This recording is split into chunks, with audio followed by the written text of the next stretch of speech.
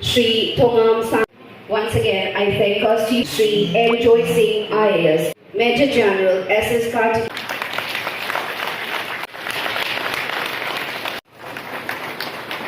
Major General S.S. Kartik.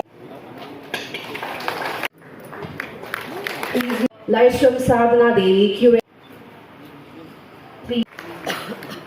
Next, Deputy IGAR.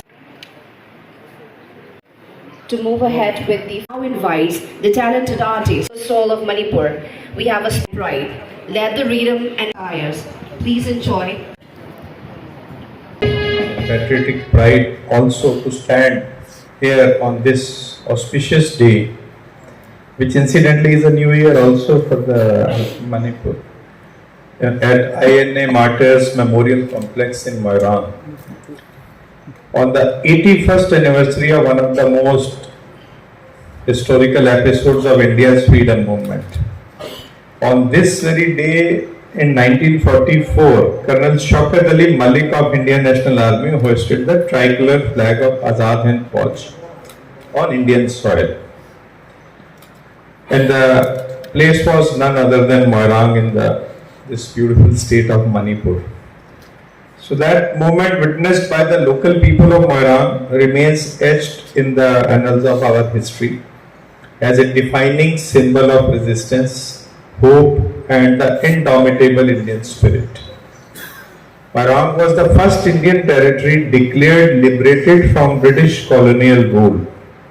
This was not only a symbolic act, it was a declaration to the world that India would rise and reclaim its freedom with courage and unity. Led by a visionary like Netaji Subhash Chandra Bose, the INA under the provisional government of Azad Hind sought to achieve independence not through negotiation but through action. This movement was not just a win for the military, it was a symbolic resurrection of India's dream of freedom. Born not merely through words but through courage, sacrifice and resolve. Moirang became the flame that told the world India is ready to rise, India is ready to be free. We must never forget that freedom was not given to us, it was won with blood, tears, sacrifice.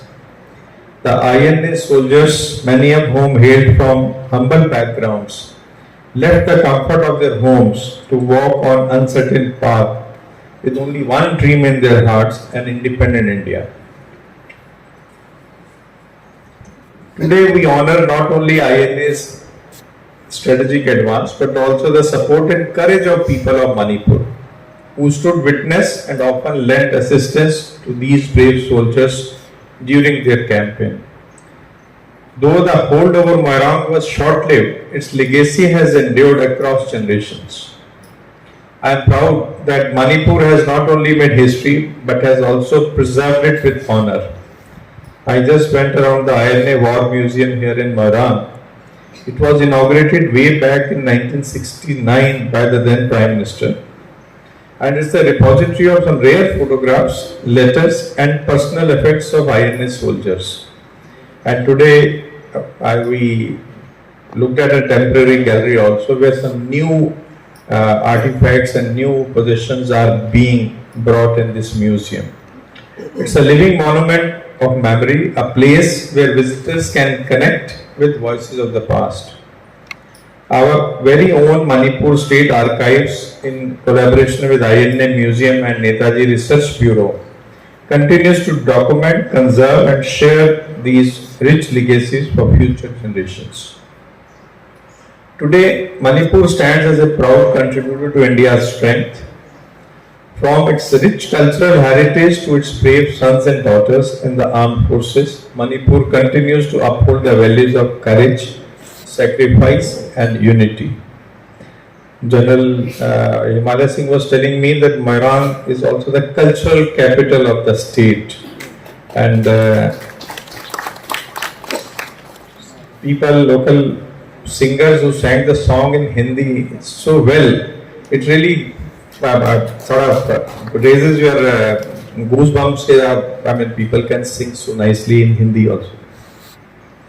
At the same time, we must also acknowledge the challenges we are facing, whether it's need of greater harmony, more opportunities for our youth, stronger connectivity across regions.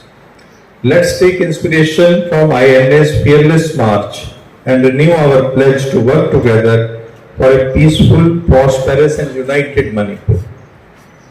As we pay homage to brave souls of INA, let's also reflect on the values they embodied: courage, unity, sacrifice and love for the motherland. Let's ensure that story of Moirang is told, retold and passed down with reverence it deserves. Today, Moirang is not just a location on the map, it's a beacon in India's nationalist memory. A sacred ground that reminds us of cost of our freedom and strength of our spirit.